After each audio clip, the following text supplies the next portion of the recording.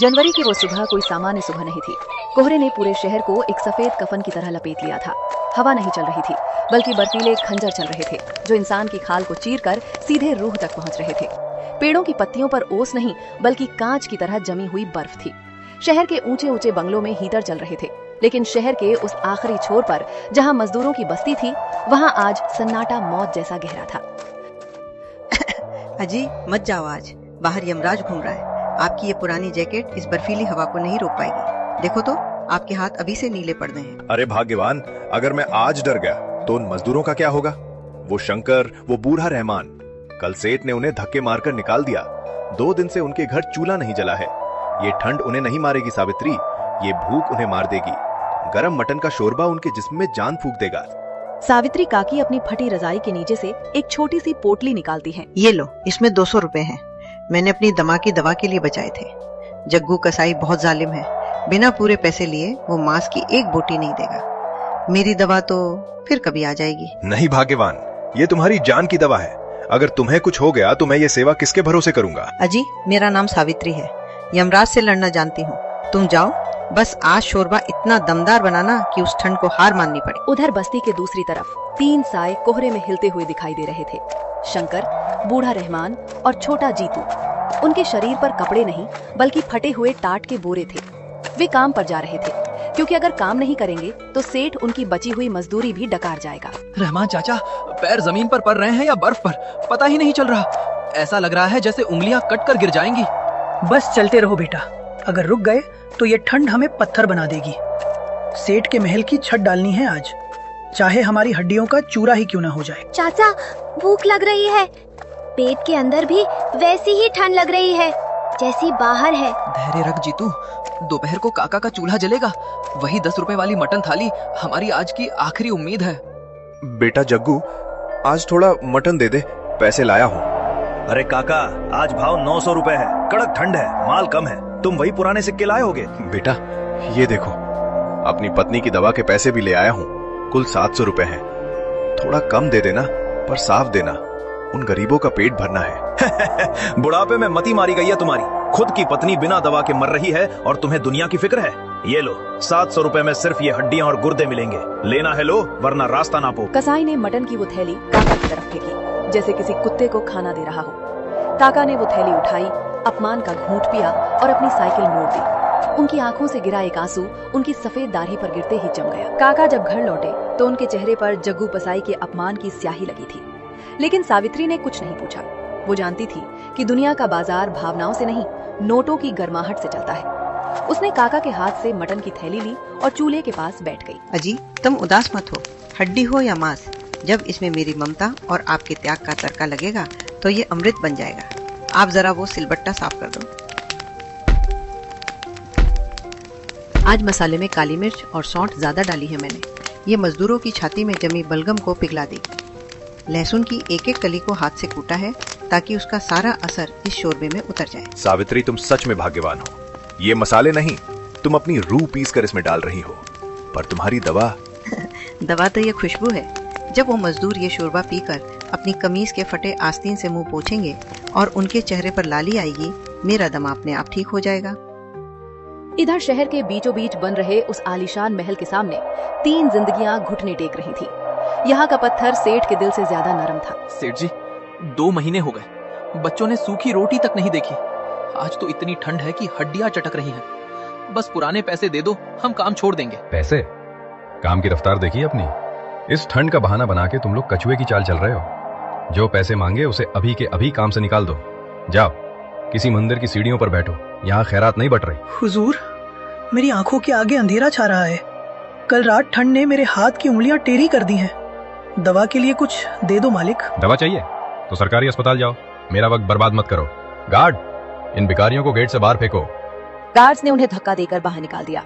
कोहरा अब इतना घना था कि अपनी ही किस्मत दिखाई नहीं दे रही थी। शंकर की मुट्ठी में सिर्फ एक पुराना 10 का सिक्का बचा था। रहमान चाचा, ये शहर हमारा नहीं है। यहाँ की ईंटें हमारे पसीने से गीली है, पर इनका दिल पत्थर का है। चलो काका की दुकान पर, कम से कम वहाँ इंसानियत तो मिलेगी। दोपहर ढल रही थी। काका की दुकान से उठती गर्म भाप इन हारे हुए मजदूरों के लिए किसी रोशनी से कम नहीं थी। आ जाओ बेटा, बहुत देर कर दी, शोरबा बिल्कुल तैयार है। काका जेब खाली है, बस ये 10 का सिक्का है। क्या इतने में थोड़ी गर्माहट मिल जाएगी? शरीर बर्फ की तरह जम गया है। बेटा, यहाँ पेट भरने के लिए जेब नहीं, दिल देखा जाता है। तुम बैठो, मैं रोटियां लाती हूँ। दोपहर का सूरज कोहरे की मोटी दीवार के पीछे दम तोड़ चुका था। उजाला तो था, पर धूप में कोई गर्माहट नहीं थी। काका की दुकान के बाहर बिछी फटी बोरियों पर शंकर, रहमान और जीतू हार कर बैठ गए। उनकी आंखों में अब आंसू नहीं, सिर्फ एक खालीपन था। वो खालीपन जो तब आता है जब इंसान अपनी मेहनत का हक मांगते मांगते थक जाए। क्या हुआ बेटा, खाली हाथ लौट आए? काका, सेठ ने पैसे देने से साफ मना कर दिया। बोला ठंड का बहाना बनाकर हम काम चोरी कर रहे हैं। उसने हमें गेट से बाहर फेंकवा दिया। हमारी मेहनत की कमाई उसकी ऊंची दीवारों के सीमेंट में जम गई है। काका अजी, ये सब बातें बाद में, पहले इनके हाथ में शोरबे का कटोरा थमाओ। ये लोग ठंड से पत्थर हो रहे हैं। काका ने पीतल के पुराने कटोरे में गर्मा गर्म भाप छोड़ता हुआ मटन शोरबा निकाला और शंकर की ओर बढ़ाया। जैसे ही शंकर ने पहला निवाला लिया, मसालों की तीखी और सोंठ की गर्माहट उसके गले से होते हुए सीने में उतरी। उसकी आंखों के कोर गीले होने लगे। काका, इस शोरबे की गर्मी ने मेरे सुन्न पड़ चुके हाथों में जान फूंक दी है। उस सेठ के पास करोड़ों की दौलत होगी, पर आपके इस 10 रुपए के कटोरे जैसा सुकून उसके पास कभी नहीं होगा। तभी एक बड़ी काली गाड़ी झोपड़ी के बाहर आकर रुकी। सेठ मरोठिया अपनी साइट का मुआयना करने निकला था, पर रास्ता भटक गया। उसने नाक सिकोड़कर उस बदहाल झोपड़ी और वहाँ बैठे मजदूरों की तरफ देखा। ये क्या बदबूदार जगह है? गार्ड, इन भिखारियों को यहाँ से हटाओ, मुझे रास्ता पूछना है। सेठ जी, यहाँ कोई भिखारी नहीं है। यहाँ वो लोग हैं जिनके खून पसीने से आपका महल खड़ा हो रहा है, और जिसे आप बदबू कह रहे हैं वो मेहनत की खुशबू है जो आपके एयर कंडीशनर वाले कमरों तक कभी नहीं पहुँचेगी। तुम एक मामूली दुकानदार मुझसे ऐसे बात करोगे? जानते हो मैं कौन हूँ? मैं चाहूँ तो अभी ये झोपड़ी गिरवा सकता हूँ। मिट्टी तो आप गिरवा सकते हैं सेठ जी, पर जो दुआएं यहाँ बट रही हैं उसे आप अपने नोटों से कभी नहीं खरीद पाएंगे। आज ये 10 रुपए की थाली आपके करोड़ों के अहंकार पर भारी है। सेठ गुस्से में तमतमाता हुआ गाड़ी में बैठ गया, पर उसकी आंखों में पहली बार एक अजीब सी झेप और बेचैनी थी।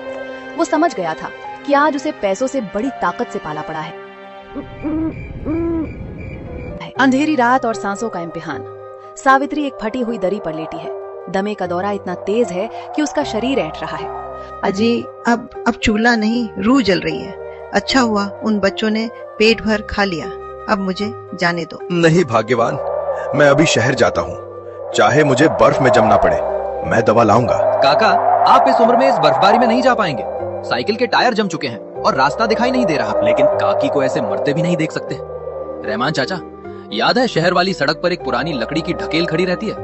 अगर हम उसे ले आए तो काकी को लिटाकर धक्का मारते हुए अस्पताल ले जा सकते हैं। उन तीनों मजदूरों ने अपनी फटी चादरें अपनी कमर से बांधी। उन्होंने एक पुराना ठेला लिया और उस पर सावित्री को लिटाया। भारी बर्फबारी और बर्फीली हवाओं के बीच वे दोनों जवान और छोटा दीनू उस ठेला को धक्का मारकर शहर की ओर बढ़ने लगे। उनके पैर भी ठंड से बर्फ जैसे जमने लगे, लेकिन सीने में उस मटन शोरबे का एहसान था। रास्ते में जहाँ सड़क शहर की ओर मुड़ती थी, वहाँ जग्गू कसाई की दुकान थी। जग्गू अपनी दुकान का शटर गिरा ही रहा था कि उसने इस अजीब जुलूस को देखा। 3 मजदूर एक औरत को लकड़ी पर लाद कर बर्फ में भाग रहे हैं और पीछे एक बूढ़ा आदमी रोता हुआ आ रहा है। काका, ये क्या पागलपन है? इस मौसम में तो परिंदा भी बाहर नहीं निकलता। हट जाओ जग्गू, आज तुम्हारे मालिक का अहंकार जीत गया। दवा के पैसे नहीं बचे, इसलिए इसे मौत के मुंह में ले जा रहा हूँ। जग्गू के कान में सेठ मरोठिया की वो बातें गूंजने लगी जो उसने शाम को कही थी। उस बुढ़िया को तड़पने दो। अचानक जग्गू का पत्थर दिल पसीज गया। उसे अपनी माँ की आखिरी रात याद आ गई। रुको, मेरी मोटरसाइकिल पीछे खड़ी है और ये लो, ये वो पैसे हैं जो तुमने शाम को मुझे दिए थे। मैं इतना गिर गया था कि एक भूखे की दुआएं बेच रहा था। काका, मुझे माफ कर दो।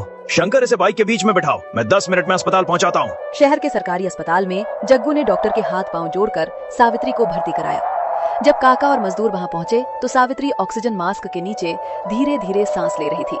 डॉक्टर ने कहा, सही समय पर आ गए, वरना ये रात आखिरी होती। काका, आज आपकी 10 रुपए वाली थाली ने सिर्फ हमारा पेट नहीं भरा, जग्गू का जमीर भी जगा दिया। सुबह की पहली किरण। अस्पताल से लौटकर काका, सावित्री और मजदूर अपनी झोपड़ी के पास पहुंचते हैं। वहां पहले से ही सेठ मरोठिया अपनी महंगी गाड़ी और 2 पुलिस वालों के साथ खड़ा है। उसके हाथ में बेदखली के कागज है। स्वागत है रामलाल। सुना है रात बड़ी भारी गुजरी, पर अब ये जमीन खाली कर दो। सूरज निकल चुका है और मेरा धैर्य खत्म हो गया। सेठ, आज की सुबह की धूप में वो गर्मी नहीं है जो कल रात इन लोगों की दुआओं में थी। जमीन तुम्हारी हो सकती है, पर इस मिट्टी की खुशबू मेरी है। अचानक आसपास के कारखानों के मजदूर, रिक्शा चलाने वाले और गरीब लोग वहाँ जमा होने लगते हैं। उनके बीच जग्गू कसाई भी खड़ा है। सेठ, कागज तुम्हारे पास होंगे, पर इस जमीन पर जो चूल्हा जलता है वो हम जैसों की उम्मीद है। कल रात मैंने अपनी आंखों से देखा कि 10 रुपए वाली थाली क्या चीज है। अगर आपने इस झोपड़ी पर हाथ भी लगाया तो शहर का एक भी मजदूर आपकी फैक्ट्रियों में काम नहीं करेगा। हाँ सेठ, तुम हमें रोजी देते होगे, पर काका हमें इज्जत देते हैं। आज से हमारी मजदूरी का एक हिस्सा काका की दुकान को पक्का बनाने में जाएगा। सेठ मरोठिया ने देखा कि भीड़ उग्र हो रही है। पुलिस वाले भी पीछे हट गए, क्योंकि मामला अब कानूनी नहीं, जन आंदोलन बन चुका था। सेठ ने अपना चश्मा ठीक किया, झेपते हुए कागज मोड़े और बिना कुछ कहे अपनी गाड़ी में बैठकर धूल उड़ाते हुए निकल गया। उस दिन सिर्फ एक अमीर की हार नहीं हुई थी, बल्कि उस सोच की हार हुई थी जो मानती है कि पैसे से दुआएं खरीदी जा सकती हैं। 6 महीने बाद अब वो फटी झोपड़ी नहीं, बल्कि एक छोटा सा पक्का कमरा है। बाहर बोर्ड लगा है, रामलाल काका की 10 रुपए वाली थाली। सावित्री माँ अब पूरी तरह स्वस्थ है और मुस्कुराते हुए रोटियां सेक रही हैं। जग्गू कसाई अब अपनी दुकान से बचा हुआ गोश्त और सब्जियां सही दाम पर काका को देता है। अजी, आज तो भीड़ बहुत ज्यादा है, क्या हम सबको खिला पाएंगे? जब तक नीयत साफ है भाग्यवान, इस पतीले का शोरबा कभी खत्म नहीं होगा। याद रखना, पेट सिर्फ रोटी से भरता है, पर आत्मा दूसरों को खिलाने से भरती है। दुनिया में लोग महल बनाते हैं ताकि उनका नाम रहे, पर रामलाल काका ने एक चूल्हा जलाया ताकि कोई भूखा ना रहे। और आज भी उस शहर की सबसे महंगी चीज वो 10 रुपए वाली थाली ही है। इंसानियत किसी दौलत की मोहताज नहीं होती। एक छोटा सा नेक काम भी बड़े से बड़े तूफान का रास्ता मोड़ सकता है।